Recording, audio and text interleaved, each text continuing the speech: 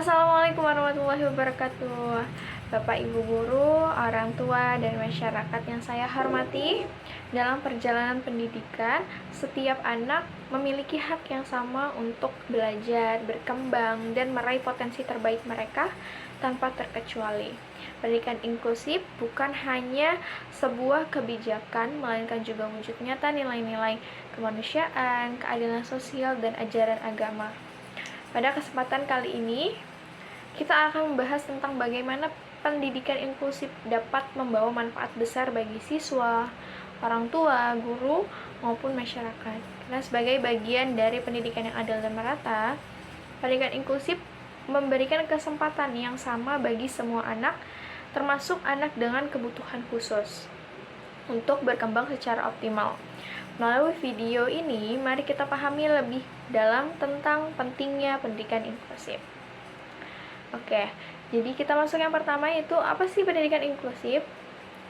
Pendidikan inklusif adalah pendekatan yang memastikan semua anak, termasuk mereka yang memiliki kebutuhan khusus, mendapatkan akses pendidikan yang setara dalam lingkungan yang sama. Ini bukan hanya tentang menerima mereka di ruang kelas, tetapi juga menciptakan lingkungan yang mendukung pembelajaran mereka secara optimal. Pendidikan inklusif bukan hanya sekedar kebijakan, tetapi juga merupakan bagian dari tanggung jawab moral dan sosial kita. Lalu, apa aja sih manfaat dari pendidikan inklusif ini? Kita ada 3 manfaatnya. Yang pertama kita akan bahas adalah dari perspektif keagamaan. Jadi, agama mengajarkan kita untuk menghormati dan menyayangi sesama tanpa memandang perbedaan. Dalam ajaran agama Islam, setiap individu adalah ciptaan Allah Subhanahu wa Ta'ala yang unik dan memiliki hak untuk dihormati dan diberdayakan, seperti pada surat Al-Hujurat ayat 13 yang mengingatkan kita bahwa manusia diciptakan berbeda-beda, tetapi untuk saling mengenal dan menghormati. Jadi setiap individu ini tanpa terkecuali berhak mendapatkan kesempatan yang sama untuk belajar dan berkembang. Nah, prinsip ini sejalan dengan tujuan pendidikan inklusif yang memastikan tidak ada anak yang tertinggal, baik dari segi fisik maupun segi mental. Yang kedua itu ada secara psikologis atau dari segi psikologis, dari perspektif psikologis ya. Itu pendidikan inklusif memberikan manfaat luar biasa bagi perkembangan emosional dan sosial anak. Nah, dengan belajar bersama-sama dalam lingkungan yang mendukung, anak-anak belajar untuk menerima perbedaan dan mengembangkan empatinya. Anak-anak dengan kebutuhan khusus dapat merasakan adanya dukungan atau dorongan dan kesempatan untuk dia berkembang. Sementara anak-anak lainnya anak-anak lainnya itu belajar nilai-nilai toleransi dan kerjasama, jadi saling melengkapi. Jadi anak-anak yang berkebutuhan khusus itu merasanya ada dukungan dalam belajarnya, punya kesempatan untuk berkembang, selainkan anak-anak yang lainnya itu bisa belajar cara bertoleransi yang baik dan cara kerjasama yang baik antara sesama manusia. Oke, lanjut yang ketiga, yaitu dari sisi sosial atau dari perspektif sosial. Nah, pendidikan inklusif berperan penting dalam menciptakan masyarakat yang lebih adil dan sejahtera. Dengan memberikan kesempatan yang setara bagi anak, kita mengurangi kesenjangan sosial dan membuka jalan bagi kerjasama yang lebih baik untuk di masa depan. Ini bukan hanya soal pendidikan, tetapi juga tentang membangun generasi yang lebih toleran dan peduli terhadap sesama. Jadi, bagaimana atau apa sih praktik terbaik dalam pendidikan inklusif ini? Yaitu yang pertama, kita ada kolaborasi semua pihak. Jadi, guru, orang tua, maupun masyarakat itu harus bekerja sama untuk menciptakan lingkungan inklusif yang mendukung anak-anak. Kayak guru perlu dilatih dalam metode pembelajaran yang beragam, sementara orang tuanya perlu diberikan pemahaman untuk mendukung anak-anaknya di rumah. Yang kedua yaitu ada diferensi pembelajaran. Guru dapat menggunakan pendekatan yang berbeda sesuai dengan kebutuhan individu siswa. Misalnya dengan menyediakan alat bantu belajar, atau metode alternatif dalam penyampaian materinya. Yang ketiga, peningkatan fasilitas dan kebijakan. Jadi, bukan hanya guru, masyarakat maupun orang tua yang membantu melancarkan praktik terbaik dalam pendidikan inklusif ini, tapi sekolah pun juga perlu, ya. Jadi sekolah tuh perlu menyediakan fasilitas yang ramah bagi anak-anak berkebutuhan khusus, kayak seperti aksesibilitas fisik dan sumber belajar tambahan. Kayak kebijakan sekolah juga harus mendukung penerapan pendidikan inklusif secara konsisten. Selanjutnya, tantangan-tantangan apa saja yang dalam tantangan-tantangan apa saja dalam menerapkan pendidikan inklusif ini. Jadi yang pertama itu ada stigma sosial. Karena masih banyak masyarakat yang memandang anak-anak berkebutuhan khusus ini adalah sebagai beban atau berbeda lah, dari kayak dianggap berbeda gitu sama orang-orang sekitar atau masyarakat sekitar, ya kan. Masih banyak yang memandang remeh atau jelek anak berkebutuhan khusus ini. Nah, hal ini bisa menjadi penghalang utama dalam penerapan pendidikan inklusif. Yang kedua itu adanya kurangnya pemahaman.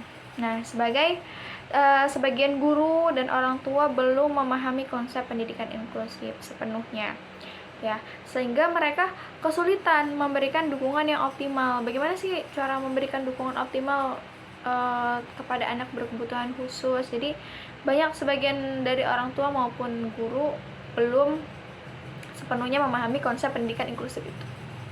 Yang ketiga itu ada keterbatasan sumber daya. Nah, tidak semua sekolah memiliki fasilitas dan tenaga pendidik yang terlatih untuk menangani kebutuhan khusus siswa. Jadi memang di Indonesia ini ada beberapa atau bahkan di daerah kita atau bahkan daerah saya masih keterbatasan sumber daya, di mana ada memang mungkin sekolah yang ada siswa berkebutuhan khusus tapi fasilitas dan tenaga pendidiknya yang belum terlatih untuk menangani si anak kebutuhan khusus ini. Oke, jadi bagaimana sih solusi mengatasi tantangan pendidikan inklusif ini? Yang pertama yaitu ada edukasi dan kampanye kesadaran. Nah, perlu adanya melalui pelatihan, seminar, dan diskusi antara guru, orang tua, dan masyarakat dapat lebih memahami pentingnya pendidikan inklusif ini. Bahkan media sosial pun juga bisa menjadi alat yang efektif untuk kampanye.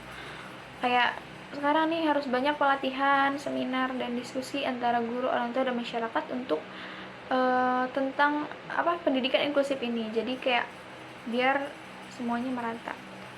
Yang kedua itu ada pelatihan guru. Nah, pemerintah atau lembaga terkait dalam menyelenggarakan program pelatihan guru untuk memahami kebutuhan khusus siswa dan menerapkan metode pengajaran yang inklusif. Jadi perlu nih adanya pelatihan guru untuk melatih guru agar dapat mengajarkan siswa yang berkebutuhan khusus juga. Oke, yang ketiga itu ada peningkatan fasilitas sekolah. Jadi pemerintah, lembaga swasta, dan masyarakat dapat bergotong royong menyediakan fasilitas yang lebih baik, seperti alat bantu belajar, ruang terapi, atau aksesibilitas fisik di sekolah. Jadi itu memang diperlukan banget di sekolah ya untuk mendukung pendidikan inklusif ini. Oke, selanjutnya yang terakhir itu adalah untuk solusi untuk mengatasi tantangan pendidikan inklusif, yaitu adanya komunitas pendukung. Oke, membentuk komunitas atau kelompok pendukung, orang tua dan guru dapat menjadi wadah berbagi pengalaman, saran, dan solusi. Jadi perlu adanya dukungan antara orang tua dan guru ya untuk menjadi kelompok komunitas pendukung, karena bisa menjadi berbagi pengalaman, saran, atau saling mengasih solusi satu sama lain. Jadi pendidikan inklusif adalah langkah penting menuju masa depan yang lebih baik, di mana setiap anak tanpa terkecuali ini dapat tumbuh menjadi individu yang bermanfaat bagi dirinya sendiri, keluarganya, maupun bagi masyarakat. Nah, melalui pendekatan yang adil dan merata, kita membuka kesempatan bagi semua anak untuk berkembang secara optimal. atau secara maksimal. Dengan menghargai perbedaan, kita tidak hanya menciptakan generasi yang cerdas, tetapi juga generasi yang penuh kasih, toleransi, dan kepedulian terhadap sesama. Oke, pendidikan inklusif ini bukan hanya tanggung jawab sekolah, tetapi juga tugas bersama antara guru, orang tua, masyarakat, dan juga pemerintah. Nah, setiap langkah kecil yang kita ambil menuju inklusivitas akan menciptakan perubahan besar dalam kehidupan anak-anak kita dan masa depan bangsa. Mari kita bergandengan tangan untuk mewujudkan pendidikan yang benar-benar merangkul semua anak tanpa terkecuali. Semoga apa yang kita bahas ini menjadi pengingat bahwa setiap anak adalah amanah, dan mendidik mereka dengan penuh cinta serta kesadaran adalah sebuah ibadah. Akhir kata, wassalamualaikum warahmatullahi wabarakatuh.